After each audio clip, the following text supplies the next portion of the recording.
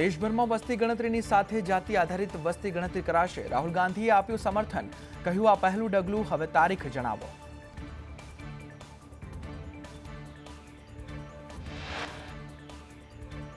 પંજાબ સરકારે કહ્યું કે પાકિસ્તાન સાથેની સરહદ પર એન્ટી ડ્રોન સિસ્ટમ તૈનાત કરવામાં આવશે. પહેલગામ હુમલા બાદ રાજ્ય સરકારે આ નિર્ણય લીધો. પંજાબના મુખ્યમંત્રી કાર્યાલયે કહ્યું કે આ સિસ્ટમ ડ્રગ્સ અને હથિયારોના પુરવઠાને રોકવામાં મદદ કરશે. પોલીસ અને સુરક્ષા એજન્સીઓ કોઈપણ પ્રકારની ઘૂસણખોરી પર નજર રાખી શકશે અને તેને નિષ્ફળ બનાવી શકશે.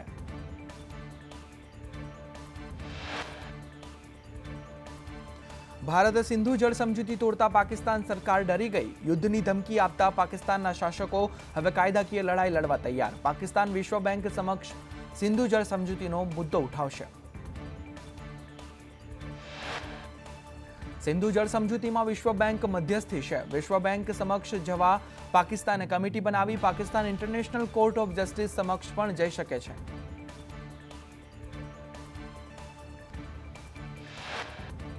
પહેલગામ હુમલા બાદ ભારતના આખી દુનિયાનો સાથ. યુએનના સેક્રેટરી જનરલ એન્ટોનિયો ગુટેરેસે વિદેશ મંત્રી જયશંકર સાથે વાત કરી. રાજ્યમાં આકરી ગરમી સાથે માવઠાની હવામાન વિભાગની આગાહી. 3 થી 6 મે વચ્ચે પ્રી મોન્સૂન એક્ટિવિટી થઈ શકે. 3 મેના રોજ ગાજવીજ સાથે સામાન્યથી મધ્યમ વરસાદ થઈ શકે. રાજ્યના કચ્છ, બનાસકાંઠા, સાબરકાંઠા, મહેસાણા, પાટણ, અરવલ્લીમાં આગાહી, તો મધ્ય ગુજરાતના દાહોદ, પંચમહાલ, વડોદરા, છોટા ઉદેપુરમાં આગાહી વ્યક્ત કરાઈ.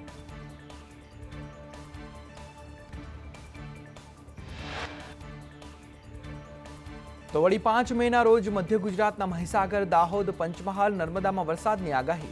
જ્યારે દક્ષિણ ગુજરાતના તાપી અને નવસારી અને સૌરાષ્ટ્રના ગીર સોમનાથ, ભાવનગર અને દીવમાં કમોસમી વરસાદની વકી.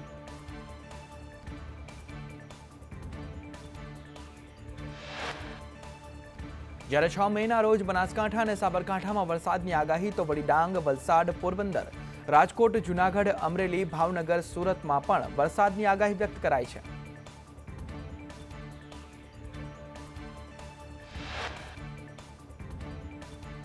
અમદાવાદમાં મહત્તમ તાપમાન 44.8 ડિગ્રી નોંધાયું. ઇતિહાસમાં ત્રીજી વાર મહત્તમ તાપમાન આટલું નોંધાયું છે. 2002ના 30 એપ્રિલે 45 ડિગ્રી તાપમાન નોંધાયું હતું.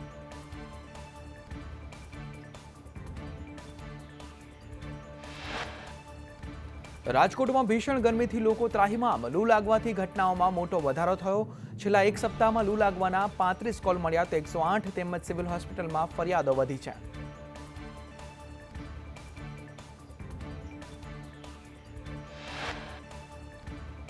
દરરોજ 3 થી 4 કોલ લૂ લાગવાની ફરિયાદ. એક અઠવાડિયામાં 171 કેસ ઝાડા ઉલટીના નોંધાયા, જ્યારે સામાન્ય તાવના 684 જેટલા કેસ નોંધાયા.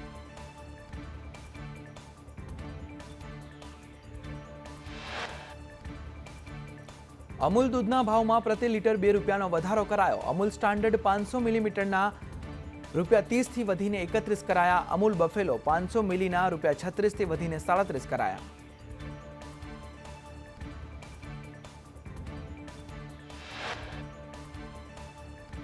અમૂલ ગોલ્ડ 500 મિલીના ₹33 થી વધીને 34 કરાયા. તો અમૂલ ગોલ્ડ 1 લીટર ₹65 થી વધીને 67 થયા. અમૂલ ટી સ્પેશિયલ 500 મિલી જૂની કિંમત 31 અને નવી કિંમત હવે ₹32 થઈ.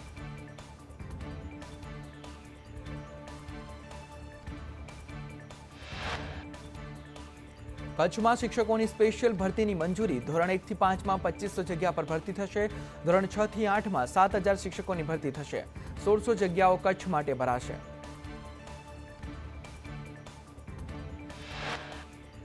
અમદાવાદ પોલીસે રેલવે સ્ટેશન પાસેથી બાંગ્લાદેશી પરિવારની ધરપકડ કરી. હર્ષ સંઘવીએ સોશિયલ મીડિયા પર પોસ્ટ કરી. પરિવાર પાસે બાંગ્લાદેશી આઈડી કાર્ડ પણ મળી આવ્યા.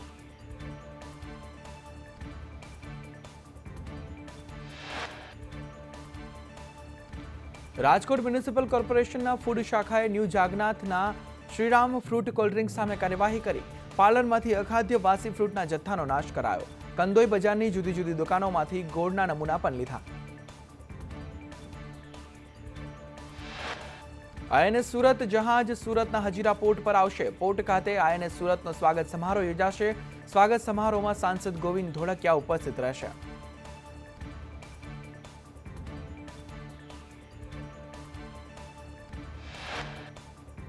સુરતમાં સંદેશ ન્યૂઝના અહેવાલની અસર વરિયાવ ફાયર સ્ટેશન ખોલવામાં આવ્યું. ફાયર સ્ટેશન બંધ હોવાનો અહેવાલ હતો. સંદેશ ન્યૂઝના અહેવાલ બાદ તંત્ર દોડતું થયું. આવનારા દિવસોમાં ફાયર સ્ટેશન શરૂ કરાશે.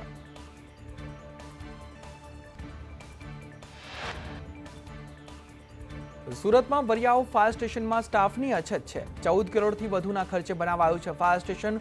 ફાયરના 1597 જવાનની જગ્યા સામે 473 જગ્યા ખાલી છે અને ફાયર ઓફિસર 22ની સામે 8 જગ્યા ખાલી.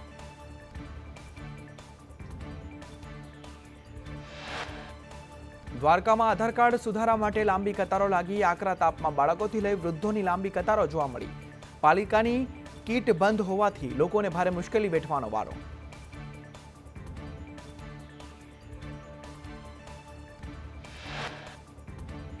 સુરતમાં સામાન્ય સભામાં શાસક પક્ષ અને વિપક્ષના સભ્યો સામસામે આવ્યા. શાસક પક્ષે વિપક્ષને દેશદ્રોહી કહ્યા હોવાનો આક્ષેપ ઉઠ્યો. બંને પક્ષના લોકો સામસામે આવી જતા હોબાળો મચ્યો હતો અને આતંકી હુમલાને ઘટનાને લઈ સભા મુલતવી રાખવામાં આવી.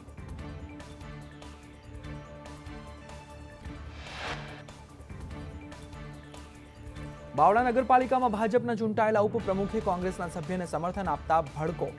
ઉપપ્રમુખ મંજુબેન ઠાકોરે કોંગ્રેસના સભ્યને સમર્થન આપ્યું.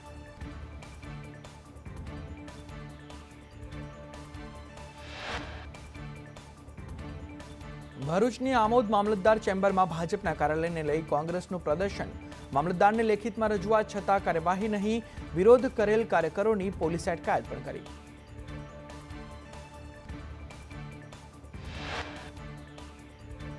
ગીર સોમનાથમાં વિકાસની પરવાનગી પાલિકા બદલે સુડાને સોંપવામાં આવી. અધ્યક્ષ જાડેજાએ પ્રથમ પ્રતિક્રિયા આપતા કહ્યું કે યાત્રાધામ સોમનાથ સહિત આજુબાજુના ગ્રામ્ય વિસ્તારમાં સમુચિત વિકાસ થશે.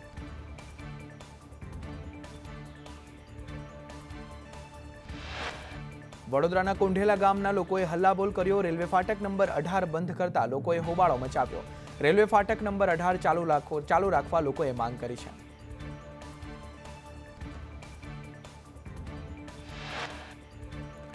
રાજ્યના મહેસૂલ વિભાગના કર્મીઓની પડતર માંગો ન સંતોષાતા કર્મીઓ માસ સીએલ પર ઉતર્યા.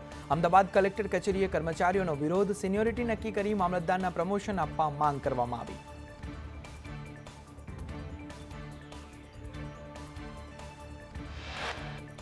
વડોદરામાં મહેસૂલ કર્મચારીઓ માસ સીએલ પર ઉતર્યા. પડતર પ્રશ્નને લઈ દેખાવો અને વિરોધ પ્રદર્શન કરવામાં આવ્યું. નાયબ મામલતદારો, તલાટી, ક્લાર્કનું વિરોધ પ્રદર્શન કરવામાં આવ્યું.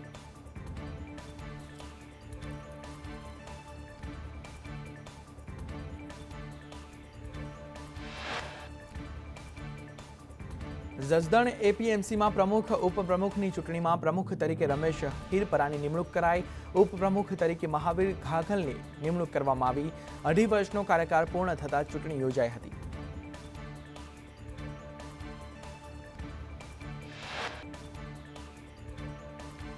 મુંબઈ કચ્છ વચ્ચે વધુ એક વિમાન સેવા ચાલુ થશે.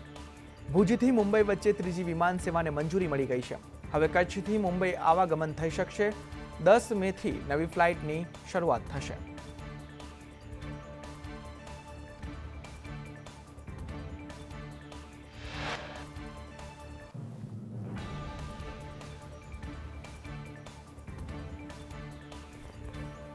ગરમી વધતા વડોદરા એસએસજીમાં હીટ સ્ટ્રોક વોર્ડ તૈયાર કરાયા. આરએમઓ ડોક્ટર હિતેન્દ્ર ચૌહાણે કહ્યું, એસએસજી હોસ્પિટલમાં હીટ સ્ટ્રોક વોર્ડ સજ્જ છે. હાલ હીટ સ્ટ્રોક વોર્ડમાં કોઈ દાખલ નથી.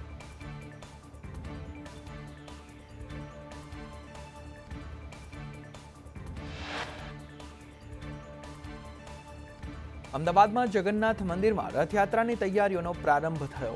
જગન્નાથ મંદિરમાં ઐતિહાસિક રથની ચંદન પૂજા કરવામાં આવી. અખાત્રીજ પર ચંદન યાત્રાનું વિશેષ મહત્વ રહેલું છે.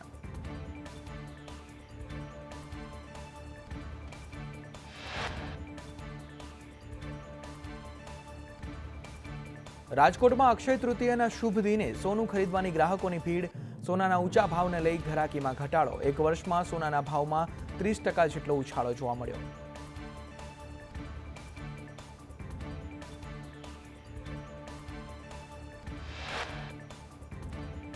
વેરાવળમાં કલેક્ટર કચેરી નજીક જાહેરમાં મળ્યો મેડિકલ વેસ્ટ. મેડિકલ વેસ્ટ ફેંકનાર સીસીટીવી કેમેરામાં કેદ થયો. તાલુકા હેલ્થ ઓફિસર વિરુદ્ધ ફરિયાદ નોંધવામાં આવી.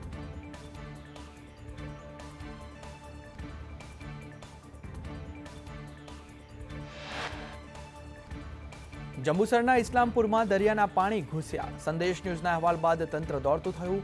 મામલતદાર, ટીડીઓ ઇસ્લામપુર દોડી આવ્યા અને દરિયાના પાણીને રોકવા પ્રોટેક્શન વોલને બંધ કરવાની કામગીરી પણ હાથ ધરવામાં આવી.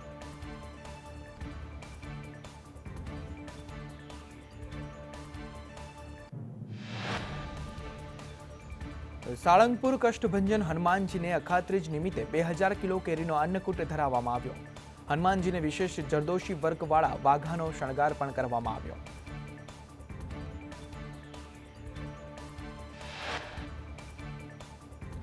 અમરેલીના ધારી પોલીસ દ્વારા જુદી જુદી ટીમો બનાવી કોમ્બિંગ હાથ ધરવામાં આવ્યું. હિમખીમડી, નવી વસાહત, મેઇન બજારમાં તપાસ કરવામાં આવી. બાંગ્લાદેશીઓ અંગે પોલીસની ઝીણવટભરી તપાસ.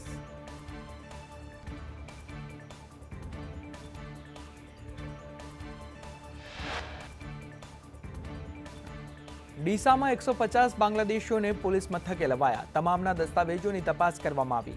મોટાભાગના બાંગ્લાદેશી સોની કામમાં જોડાયેલા છે. સોનાની ભઠ્ઠીઓમાં કામ કરતા બાંગ્લાદેશીઓની તપાસ કરાઈ.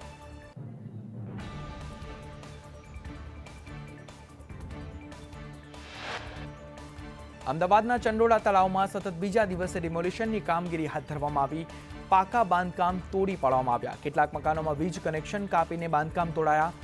જે મકાનોમાં સામાન છે તે ખાલી કર્યા બાદ બાંધકામ તોડાશે.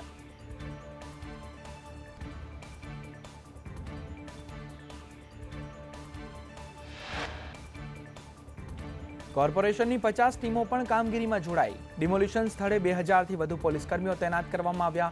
7 જેટલી હેલ્થ વિભાગની ટીમ પણ તૈનાત કરાઈ. ગઈકાલે 100 જેટલા ગેરકાયદે દબાણ દૂર કરવામાં આવ્યા હતા.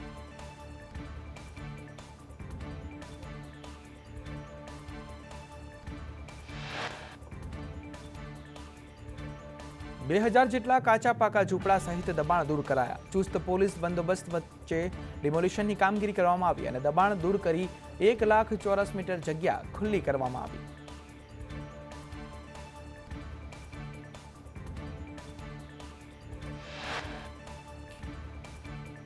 ગૃહ રાજ્યમંત્રી સંઘવીએ ચંડોળા તળાવની મુલાકાત લીધી. પોલીસ અને મહાનગરપાલિકાના ઉચ્ચ અધિકારીઓ હાજર રહ્યા. પોલીસ કમિશનર GS મલિક પણ હાજર રહ્યા અને મહાનગરપાલિકા કમિશનર પણ ચંડોળા તળાવ હાજર રહ્યા હતા.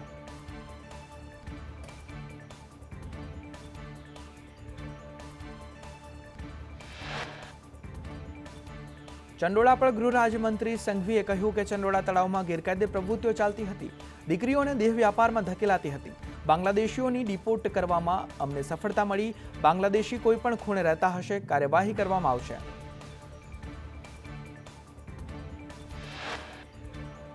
ચંડોળામાં ડિમોલિશન મુદ્દે ગૃહ રાજ્યમંત્રી હર્ષ સંઘવીનું નિવેદન સામે આવ્યું. ચંડોળા તળાવના ગેરકાયદેસર બાંધકામ દૂર કર્યા છે. અલ કાયદાના સહયોગી 4 બાંગ્લાદેશી ઘૂસણખોરોને પણ ઝડપવામાં આવ્યા છે.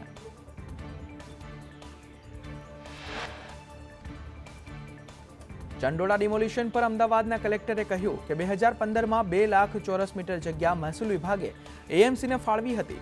જમીન ફાળવણીનો મૂળ હેતુ ચંડોળાને કાંકરાની જેમ વિકસાવવાનો હતો.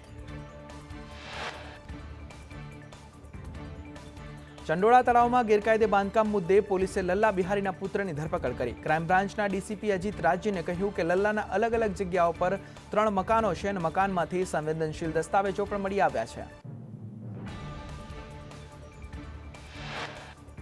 અમદાવાદના ચંડોળામાં ગોરખ ધંધા ચલાવતા લલ્લા બિહારીના પુત્ર ફતેહની ધરપકડ. લલ્લા બિહારીની શોધવા પોલીસની ટીમો કામે લાગી છે.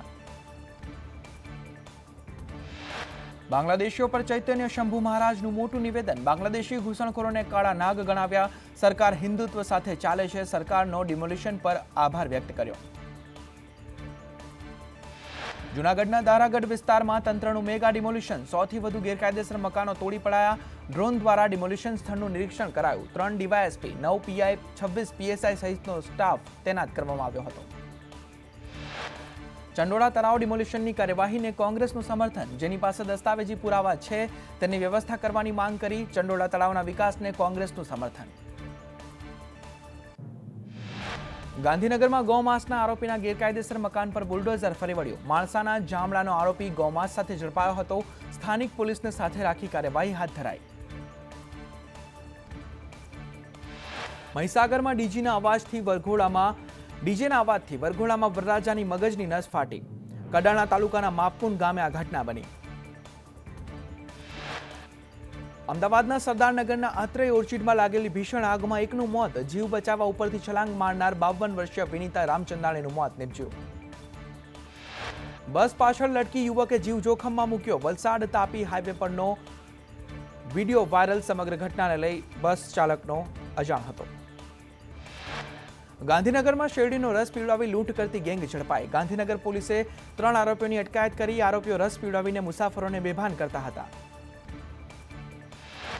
બેભાન કરી સોના ચાંદીના દાગીના લૂંટી લેતા હતા. પોલીસે 11 લાખથી વધુનો મુદ્દામાલ પણ જપ્ત કર્યો. અલગ અલગ 9 ગુનાઓનો ભેદ ઉકેલાયો. શેર માર્કેટમાં રોકાણના બહાને ઠગાઈ કરનાર ઝડપાયા. દિલ્હીના 2 ઈસમોને વડોદરા સાયબર ક્રાઇમે ઝડપ્યા. શેર માર્કેટમાં રોકાણ અંગેની ટિપ્સ આપતા હતા. ગેરકાયદે રેતી ખનન કરતા માફિયાઓનો નર્મદામાં અધિકારીઓને કચડી મારવાનો પ્રયાસ. પ્રાંત કચેરીએ ટ્રીમ તાટકતા ફિલ્મી સ્ટાઇલમાં હુમલો કરવામાં આવ્યો. મહેસાણાના નવી શેઢાવી ગામે પરિણીતા સાથે દુષ્કર્મ આચરી જાનથી મારને નાખવાની ધમકી પણ આપી. લાંધણજ પોલીસ મથકે કનુજી વાઘેલા સામે ફરિયાદ નોંધાઈ.